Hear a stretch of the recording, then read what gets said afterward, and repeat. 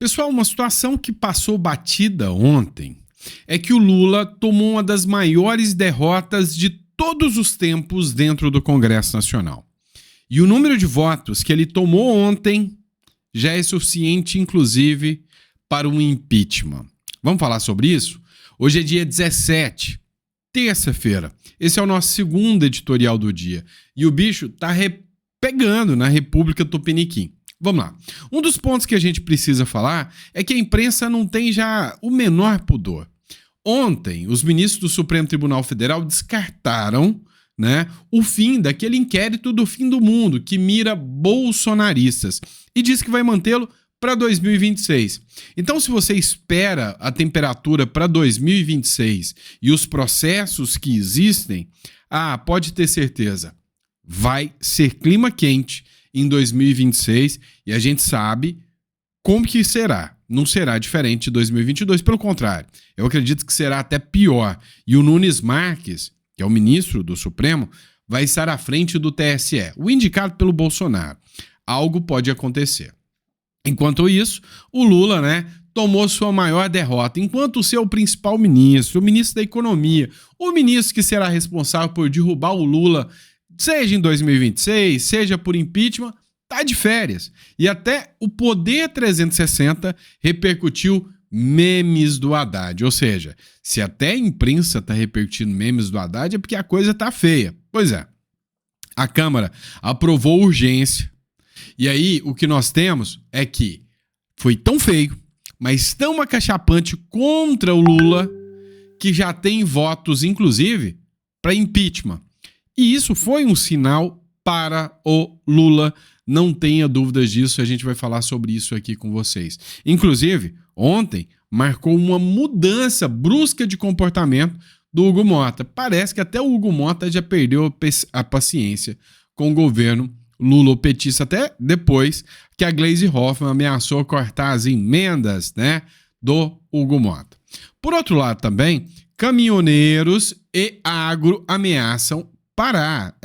Ao que tudo indica, a visão que se tem é de que está ganhando novos contornos e mais pessoas pretendem paralisar.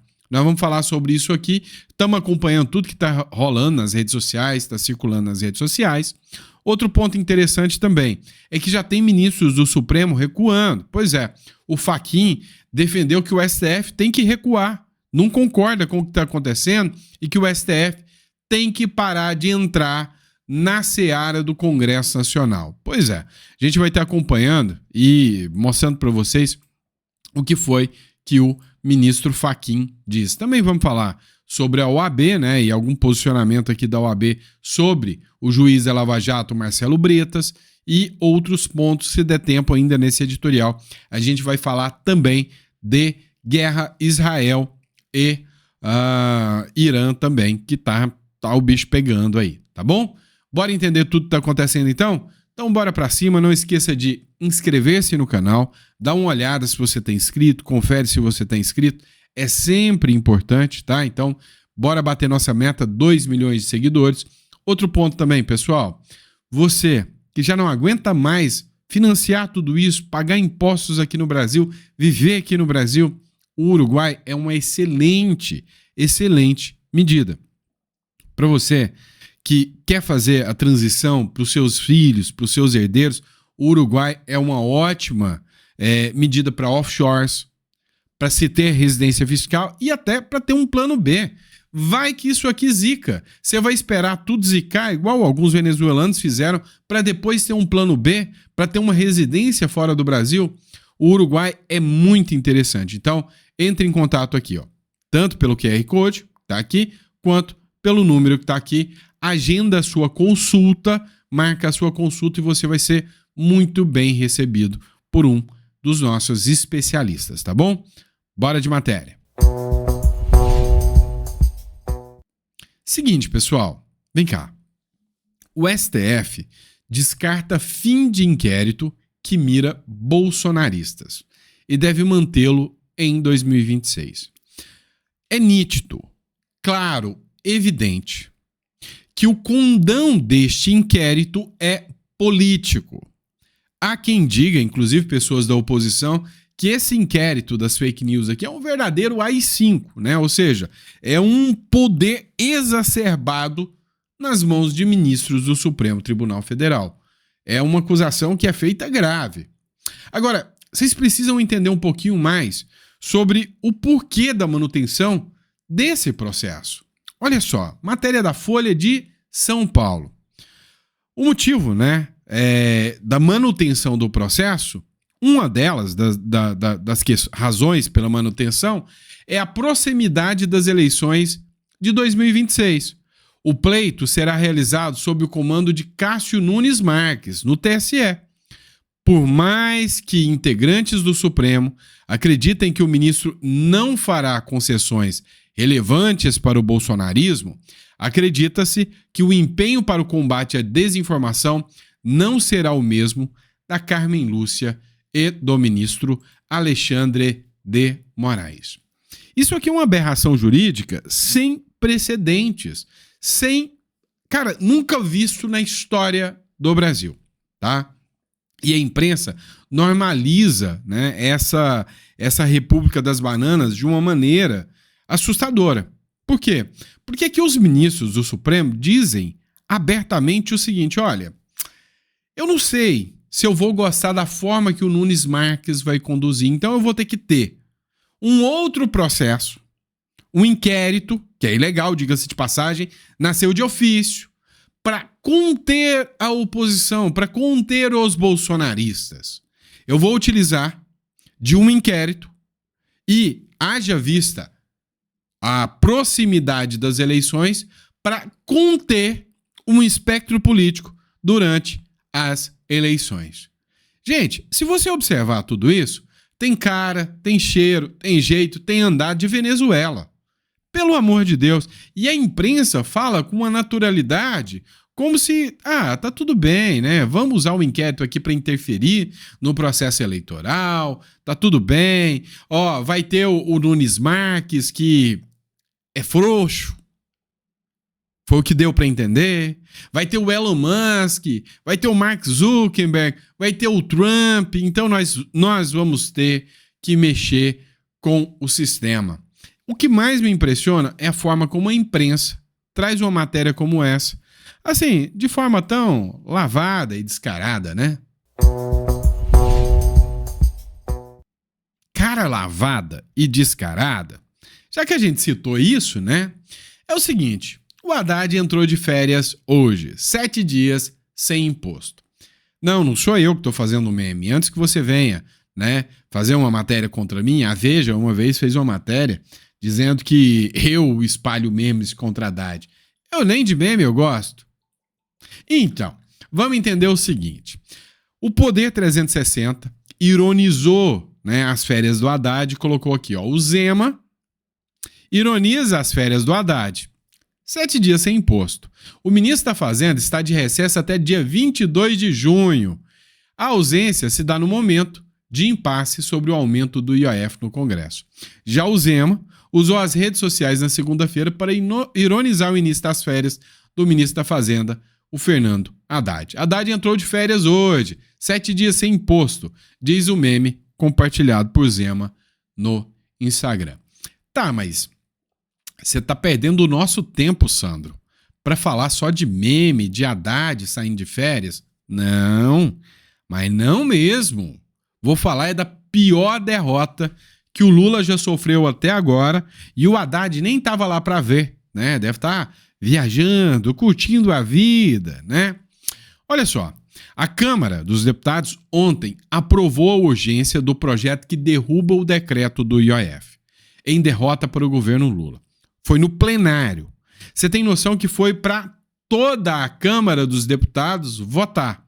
E ela aprovou o requerimento de urgência desse projeto, desse PDL, que derruba o aumento de imposto do governo Lula. Só para lembrar, a cada 37 dias o Lula aumenta o imposto para nós, tá? Só que o lance aqui não é o fato da gente ter o imposto, né? A votação. É o tamanho da votação. Olha só, o Marcel Van Hatten publicou um vídeo ontem onde ele explica o tamanho da votação. Você tem noção que são 513 deputados, né? De 513, 346, ou seja, o número suficiente para aplicar um impeachment, votou contra o Lula. Olha só.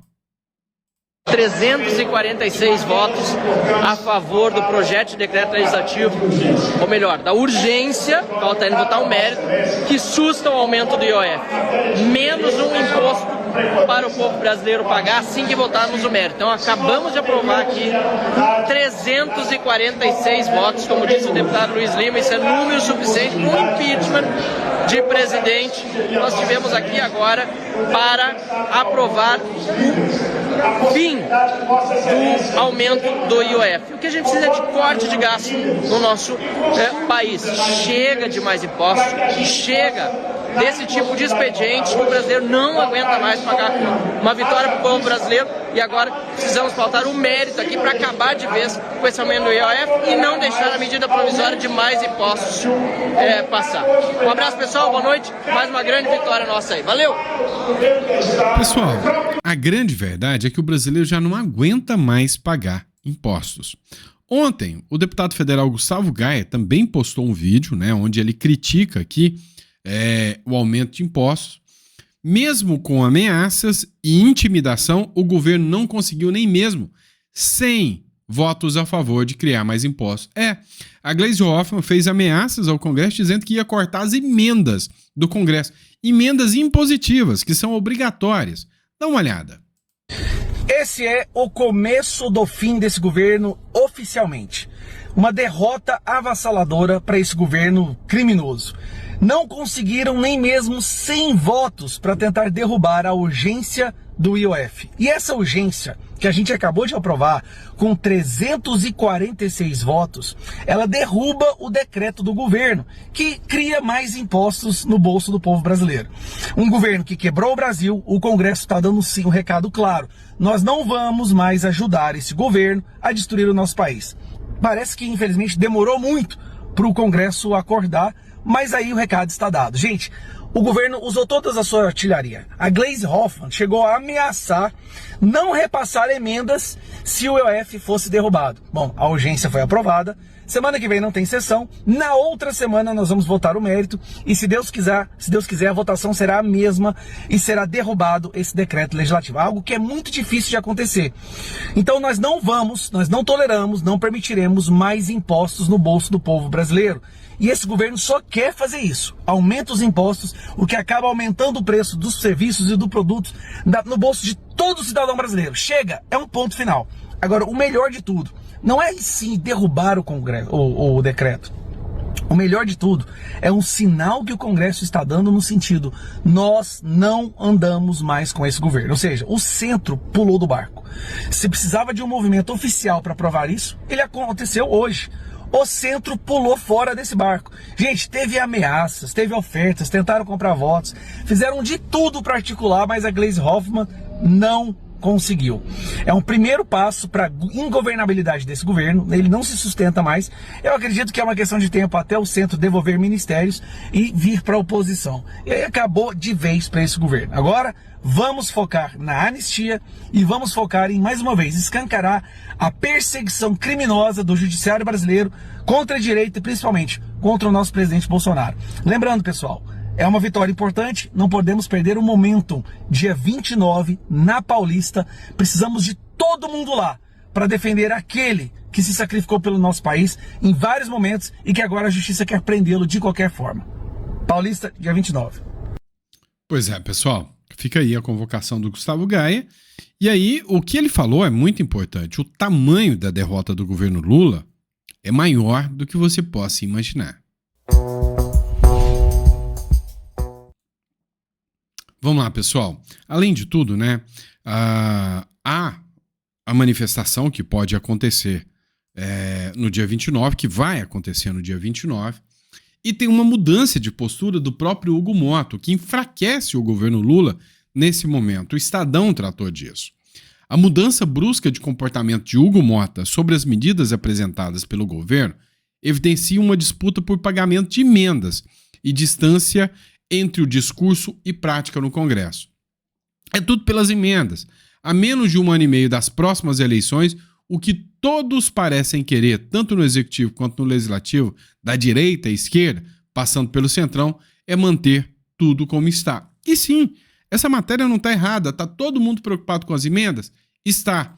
Só que mesmo o Lula fazendo ameaças, mesmo o Lula tentando segurar, né, se segurar em cima de ameaças, não está resolvendo. E aí, dia 29, vai acontecer agora a manifestação. Aqui é que entra o ponto interessante. As manifestações do Bolsonaro podem ganhar proporções muito maiores do que se possa imaginar? Sim. Tá rolando um movimento na internet, né, vídeos esparsos que estão circulando na internet, de caminhoneiros e do agro dizendo que vão parar, iniciando lá no Rio Grande do Sul. Dá uma olhada, né, esse perfil aqui do Severino, que fez essa publicação, né, trouxe essa matéria.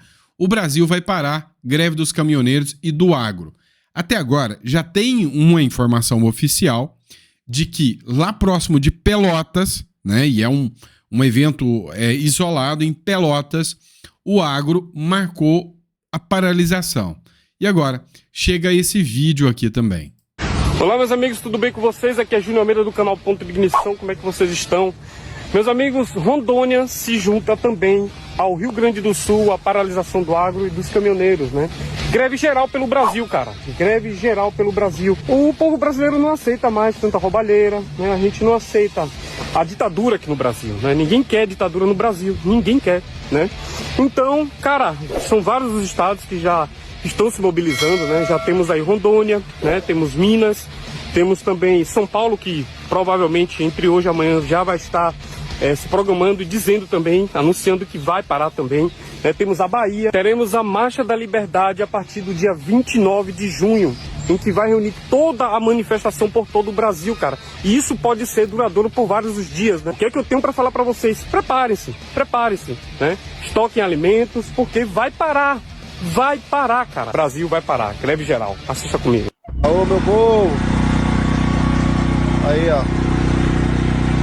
Nossos colegas produtores rurais já começaram a se movimentar, viu?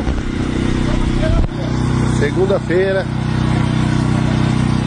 às 20 horas e 10 minutos. Tamo aí, ó, galera aí. Pois é, pessoal. O que a gente precisa ter em mente aqui? Não é nada oficial, tá? Sobre paralisação de caminhoneiros, né? Mas assim como aconteceu em 2016, foram movimentos que foram surgindo em virtude, né, da questão econômica que estava rolando. Então, há a possibilidade desse movimento acontecer sim, tá? Então, por via das dúvidas, né, estoquem alimentos, tudo isso, né, para você não ser pego de surpresa. Agora, se esse movimento é real, se esse movimento de paralisação existe, isso eu não consigo confirmar para vocês. O que está circulando são vídeos esparsos na internet. Se eu tivesse informação maior, é óbvio que eu traria para vocês, mas o que circula por hora são vídeos esparsos, né? Até então não tem um ponto conciso informando que realmente essas paralisações iniciaram, tá bom? E a gente já viu isso muitas vezes acontecendo, né? De informações, de gente falando que estava parando e nada, tá? Então, só para deixar vocês atualizados sobre tudo que está acontecendo. Mas vamos lá, pessoal. É o seguinte, a atuação do Supremo Tribunal Federal hoje é óbvia, né? Que há um extrapolo, né? Um atropelo por parte do Supremo Tribunal Federal em relação às atribuições do Congresso Nacional. Isso é fato, tá? O Fachin, que será o próximo presidente do STF, ele disse que vai ter que ter uma contenção do judiciário, vai ter que recuar para não invadir a seara do legislador, que o Fachin entende que mais cedo ou mais tarde o Congresso vai se virar de verdade contra o STF e contra o Lula. E aí eu quero ver quem vai segurar. Porque dentro da separação dos poderes, nós temos o Congresso Nacional, que pode abrir impeachment do STF e pode abrir impeachment do Lula. É simples. Matéria do Correio Brasiliense. O vice-presidente do Supremo Tribunal Federal, ministro Edson Fachin, defendeu nesta segunda-feira a tripartição dos poderes, tá? Para manter a harmonia institucional. Segundo o magistrado, que assumirá o comando da corte em setembro, deve haver uma contenção do judiciário, para não invadir a seara do legislador. Cabe ao Poder Judiciário, e em especial a esse tribunal, proteger os direitos fundamentais, preservar a democracia constitucional e buscar a eficiência da justiça brasileira. Para fazê-lo, precisamos de contenção. Não nos é legítimo invadir a seara do legislador. O respeito ao dissenso e a convivência democrática são lições também para todos os poderes e todas as instituições, disse o Fachin. Cara, é impressionante como a gente se sente, assim, a gente gosta de ver quando um juiz fala uma coisa certa, né? O que deveria ser a regra e não a exceção. Quando um juiz fala algo condizente com a Constituição, deveria ser a regra, não a exceção. Então, o que eu posso fazer? Né? Se você concorda comigo, ó, eu vou deixar aqui, ó, parabéns ao ministro Fachin, e é exatamente esse o caminho da justiça brasileira. Cada um no seu quadrado, tá? Cada qual no seu quadrado. Então, o Fachin manda bem, né? Bate um bolão ao falar isso aí, né? Cada um tem que estar dentro da sua área de atuação, literalmente. E eu acho que o judiciário, sim, está extrapolando. Acho, sim, que o judiciário está atuando, de certa forma, extrapolando os limites legais. Estou falando como advogado. Acho que o judiciário é importantíssimo, é um segmento importantíssimo, mas os ministros têm que entender a grandeza e o tamanho disso, né? Para garantir, sem sombra de dúvidas, que o judiciário seja respeitado pelas suas ações e não pela força, não pela imposição de penas absurdas como acontece no 8 de janeiro, tá bom? Vamos lá, pessoal. Vamos dar uma olhada, né, sobre as liberdades no Brasil. A Sociedade Ilustrada é um perfil que sempre está fazendo, né, charges aqui que eu acho sempre interessante, né? Ó, há quanto tempo o brasileiro vai começar a comer barata, gafanhoto e morcego? É a publicação aqui, é a legenda do perfil. Ele colocou a charge, mas ele colocou uma sequência de matérias que a gente precisa entender, tá? Vamos lá. Brasil Paralelo. Lula quer o apoio da China para regular as redes sociais. Estamos tirando a liberdade de contar safadeza. Quem diz o que é safadeza? Porque se depender de mim para falar o que é safadeza, o Lula não escapa dessa de jeito nenhum, né? Outro ponto. Matéria do próprio STF. O presidente do STF encerra a missão oficial para a troca de experiências com o judiciário da China. Olha isso. O ministro Barroso conheceu inovações tecnológicas e discutiu possibilidades de parceria do Banco dos BRICS com o judiciário brasileiro em projeto de transição energética. Então estava lá o Barroso, junto com o judiciário. Você deve lembrar o momento em que o Barroso esteve lá na China, visitou o STF chinês, para aprender um pouco mais como trazer as medidas de lá para cá. Matéria da Gazeta do Povo. O STF estreita laços com o Supremo Tribunal Popular da China. Sim, muito estreitos laços, né? Vamos lá, outra matéria, essa mais recente.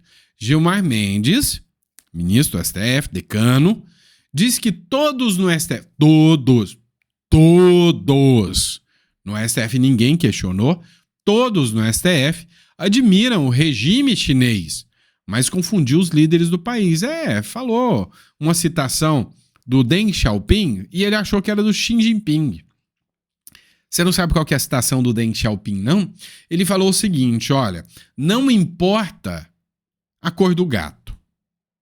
O importante é que ele casse o rato. Ou seja, não importa a forma que os inimigos serão eliminados. Se é por censura, se é por paredão, não importa. Matou o rato? É o que me interessa. Pois é, o Deng Xiaoping é o cara que comandava a China no massacre da Paz Celestial. Um momento triste da história da China, onde mais de 10 mil pessoas que clamavam por democracia foram mortos. Ou seja, o gato caçou os ratos, né? Ou seja, uma cena triste, né, para o Supremo usar como motivo de orgulho. Matéria da Gazeta do Povo. A China intensifica a vigilância e persegue seguidores de críticos do regime na internet. Se você criticar o regime na internet, você está no sal. Olha outra. Com nova lei, A China prende quem questiona feitos e personagens considerados heróicos. Se você falar aqui do Che Guevara, você vai pra cadeia, né? Se você questionar os personagens heróicos, que eles mesmos definem quem são heróicos, você tá no sal. Vamos lá, matéria da Veja. Relatório aponta que China vive repressão à imprensa como o da era Mao Tse-tung, né? Documento aponta que desde a chegada de Xi Jinping ao poder em 2013, o país tem sofrido com ataques à liberdade de informação, ou seja, não tem imprensa. O STF brasileiro, todos têm orgulho do modelo chinês. Não são falas minhas. Vamos lá, pessoal. Outro ponto que a gente precisa falar é essa matéria aqui da tese jurídica. Olha só, é impressionante. Eu, faço parte da própria Ordem dos Advogados do Brasil, faço parte como inscrito, sou advogado, tá? Passei na ordem, tá? E aí o quanto eles protegem a advocacia, veja só. Considerado persona não grata pela advocacia, o Marcelo Bretas, que é ex-juiz da Lava Jato, não terá o direito a ingressar na OAB. Não vai ser fácil a vida do ex-magistrado Marcelo Bretas, punido pelo Conselho Nacional de Justiça, com aposentadoria forçada, além da advocacia geral da União, iniciar o processo para extinguir os seus proventos, ele terá dificuldade de voltar à advocacia. Deixa eu te explicar. O Marcelo Bretas foi cassado e todo juiz tem direito à aposentadoria compulsória. A Advocacia Geral da União agora entrou contra o Marcelo Bretas, pedindo a cassação do salário dele, da aposentadoria dele. E aí entraram ainda pedindo que ele seja considerado persona não grata pela advocacia. Ou seja, a OAB mostra que aquelas pessoas que não são condizentes com a advocacia não podem advogar, como por exemplo esse caso aqui, matéria do Ceará Antenado, advogados condenados por esquema de vendas de liminares para bandidos estão aptos a exercer a profissão no Ceará. Parece que não condiz com o que eu acabei de falar, né? Apesar de 8 advogados terem sido condenados à prisão por corrupção em decisão do Superior Tribunal de Justiça e da Justiça Estadual em 10 anos da Operação Expresso 150, 6 profissionais estão com a situação regular na Ordem dos Advogados do Brasil. Apenas um advogado condenado criminalmente, que está preso, teve o registro profissional excluído. O outro está suspenso, conforme o Cadastro Nacional dos Advogados da OAB. Pelo menos outros 6 advogados foram acusados de participar no esquema de venda de liminares e plantões no Tribunal de Justiça do Ceará. Meu amigo. Lá no TJCE, do Ceará, estavam vendendo sentença juntos com os desembargadores. Não, esses tá tudo bem. Vamos lá. Vocês viram que eu falei para vocês que o inquérito das fake news, vai se manter até 2026. Afinal, Cássio Nunes Marques pode não ser tão duro assim contra os bolsonaristas. A matéria é da Folha de São Paulo. Mas já que estamos falando de fake news, o André Lages, ele fez uma análise sobre algumas falas do Lula em relação a Israel. Será que dá para colocar no inquérito das fake news? Não sei se vocês viram a cena de 2 crianças que estavam carregando farinha para comer e que foram mortas. Ele faz essa pergunta, não sei se vocês viram, ninguém viu. Vocês devem ter lido uma carta do ex-ministro de Israel, do ex-primeiro-ministro, criticando que não é mais uma guerra, de que é um genocídio. Vocês já viram carta de 1000 militares anunciando que aquilo não é mais guerra, é genocídio.